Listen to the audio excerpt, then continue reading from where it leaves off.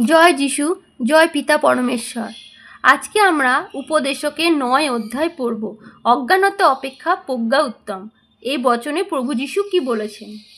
আবার আমি প্রজ্ঞাকে সূর্যের নিচে এই রূপে দেখিয়াছি, আর তাহা আমার দৃষ্টিতে মহৎবোধ হইল। একটি ক্ষুদ্র নগর ছিল, তাহাতে লোক অল্প ছিল। পরে মহান কোনো রাজা আসিয়া তাহা বেষ্টন করিয়া তাহার বিরুদ্ধে বড় বড় দুর্গ নির্মাণ করিলেন। আর ওই নগরের মধ্যে একজন জ্ঞানবান দরিদ্র লোককে পাওয়া গেল। সে আপন প্রজ্ঞা দ্বারা নগরটি রক্ষা করিল, কিন্তু সেই দরিদ্র লোকটিকে কেউই স্মরণ করিল না। তখন আমি কহিলাম, পরাক্রম হইতে প্রজ্ঞা উত্তম, তথাপি দরিদ্রের প্রজ্ঞাকে তুচ্ছ করা হয় ও তাহার কথা কেহ শুনে না। আমিন।